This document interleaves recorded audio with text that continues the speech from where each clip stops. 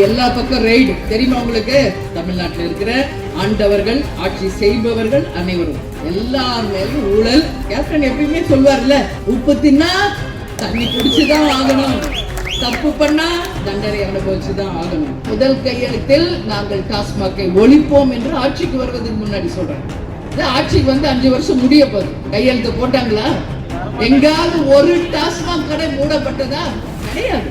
கனிமொழி போய் நிதி அமைச்சரை பார்த்திருக்காங்க. எதுக்காக பார்த்திருக்காங்கன்னு பார்த்தா, செங்கல் மேல இருக்கிற வரியை குறைக்கணும். அதான் ரொம்ப முக்கியமா. அவங்க போய் பார்த்தது வேற விஷயம். வெளியே வர்றது செங்கல் மேல இருக்கின்ற வரியை குறைக்கணும்.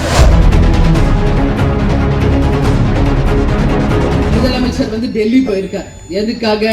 நிதி ஆயோக் மீட்டிங்ல கலந்து கொள்றது. இது 5வது வருஷம். இப்பதான் ஃபர்ஸ்ட் டைம் போறார்.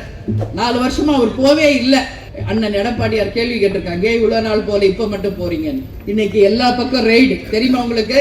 சுத்தி ரைடு போயிட்டு இருக்கு சென்னை எல்லார் வீட்லயும், ஆட்சியாளர்கள் வீட்டுல.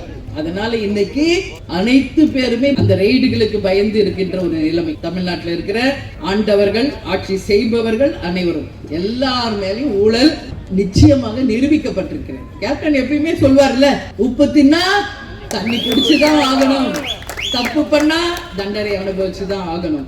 மக்கள் பணத்தை கொள்ளடிக்கிறவங்க ரொம்ப நாள் நிச்சயம் வாழ முடியாது என்பதற்கு நீதிமானாக இருந்து கேப்டனே அதையெல்லாம் பார்த்துக்கிட்டு தான் இருக்கிறார் என்பதை இந்த நேரத்தில் சொல்றேன். முதல் கையெழுத்தில் நாங்கள் டாஸ்மாகை ஒழிப்போம் என்று ஆட்சிக்கு வருவதற்கு முன்னாடி சொல்றேன்.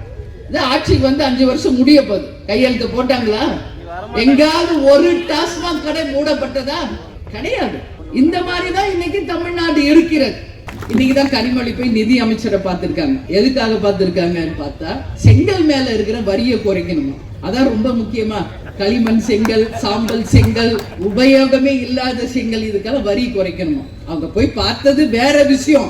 வெளியே வர்றது செங்கல் மேல் இருக்கின்ற வரியை குறைக்கணும். கனிமொழி அவர்களே, நீங்க தான் சொன்னீங்க, இளம் பெண்கள் வந்து அதிகமா விதவைகளா இருக்காங்க தமிழ்நாட்டுல, வந்தவொடனே டாஸ்மாக் மூடுவோன்னு. இதெல்லாம் விட்டுட்டு செங்கல் வரிய குறைக்கணும்னு சொல்லி கேட்டிருக்காங்க. இது மிகப்பெரிய ஒரு காமெடியா தான் இன்னைக்கு மக்கள் எல்லாமே பார்த்துக்கிட்டு இருக்காங்க.